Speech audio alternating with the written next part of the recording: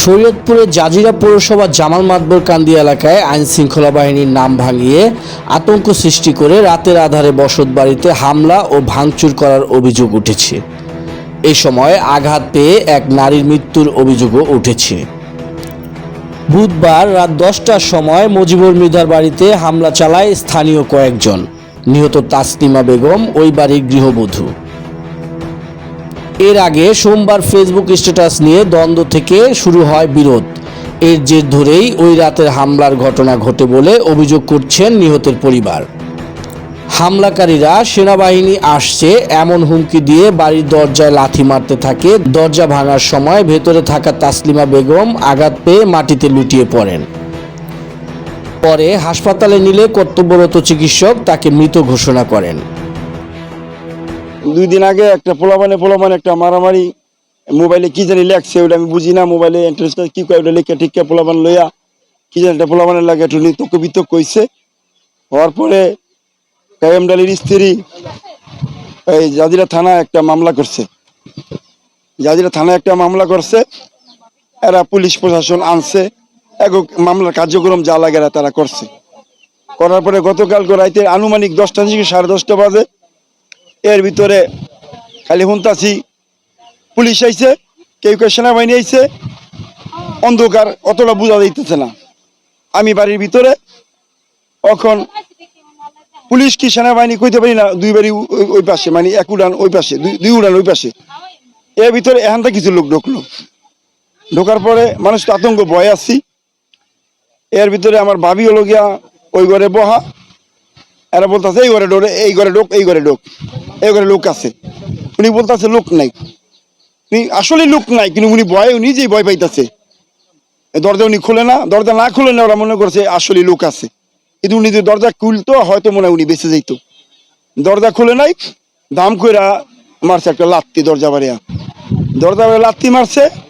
অথবা দরজার 2টা কপাট বুকে লাগতে পারে, অথবা পাউডার তার বুকে লাগতে পারে। লাত্তি মারছে সাধারণ ব্যাপারী।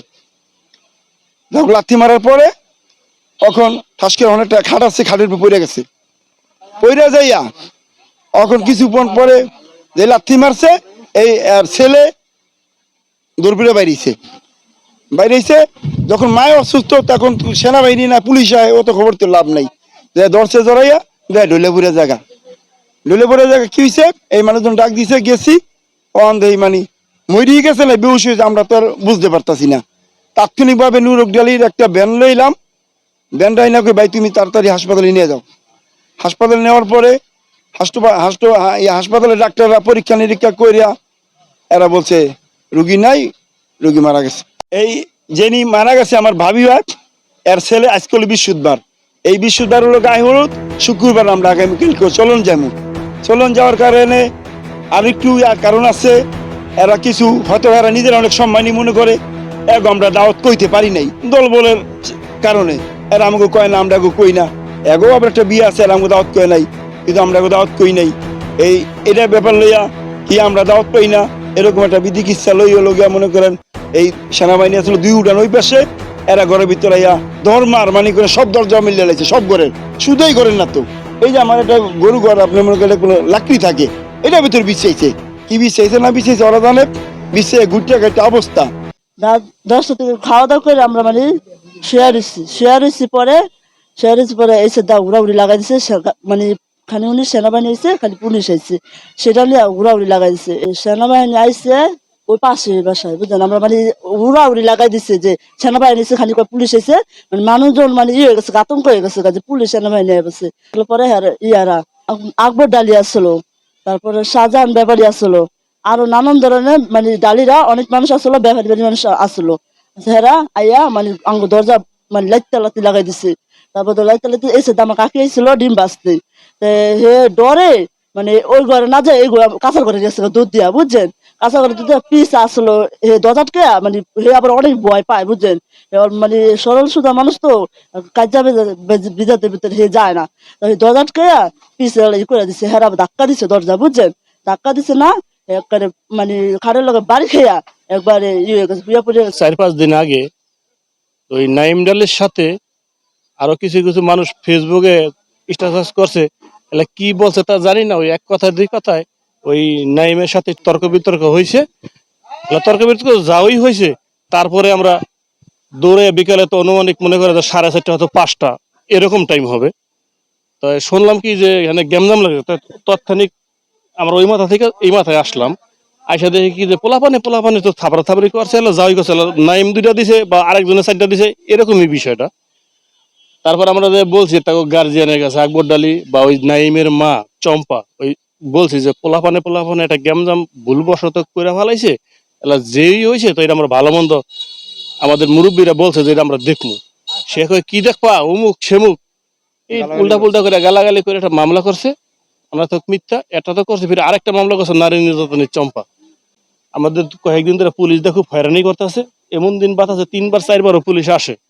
গতকালকার যে ঘটনাটা, হয়তো সেনাবাহিনীর নাম ভাঙাইয়া যে সেনাবাহিনী আইছে এই কথা বলছে মতন আমরা তো ভয়তে পালাইছি। ওই সেনাবাহিনীর কথা বলছে মতনই মানুষ তো আতঙ্ক হয়ে গেছে, কিন্তু সেনাবাহিনী গ্রামে আছে, যদি 5টা মার্ডার হয় তাইলেও বলতাম যে সেনাবাহিনী গ্রামে আইছে, হয়তো আসামি ধরতে লেগে আইছে। তো এরকম কিছু হয় নাই। তো 2টা মামলা করছে অনর্থক, সম্পূর্ণভাবে মিথ্যা, কোনোটাই সত্যি না। না, সেনাবাহিনী উপস্থিত ছিল বলতে এই উঠানে না, সেনাবাহিনী ছিল এলাকায়, কিন্তু ওরা ওই সেনাবাহিনীর জোরই মানে খেড়াইছে, কিন্তু সেনাবাহিনী তো ওই এই ঘরে ঢোকে নাই। সেনাবাহিনী 2 উঠান ওই পাশে ছিল, তো ওরা মনে করছে সেনাবাহিনী পাশে আছে, কিন্তু এই এই এই এই এই শক্তিতে ওরা যেমন এই কামটা করছে। নিহতের পরিবারের অভিযোগ, পরিকল্পিতভাবে আতঙ্ক সৃষ্টি করে এই ঘটনা ঘটানো হয়েছে। এ বিষয়ে জাজিরা থানার ওসি জানিয়েছেন লাশ ময়নাতদন্তের জন্য পাঠানো হয়েছে। এছাড়াও তদন্ত চলছে। জাজিরা থানাধীন জামাল মাদ্দার কান্দি জনৈক তাসলিমা বেগম 55 নিজ বাড়িতে মারা যায়। তাদের আত্মীয় স্বজন লাশের পোস্টমর্টম রিপোর্ট করার জন্য ইচ্ছা পোষণ করিলে আমরা সুরতাল রিপোর্ট প্রস্তুত করত লাশের ময়নাতদন্তের জন্য মর্গে প্রেরণ করিয়াছি। তদন্ত কার্যক্রম অব্যাহত আছে। নিহতের স্বজনদের এখন একমাত্র চাওয়া দোষীদের দৃষ্টান্তমূলক শাস্তি। পলাশ খান, নিউজ ডেস্ক, হুঙ্কার।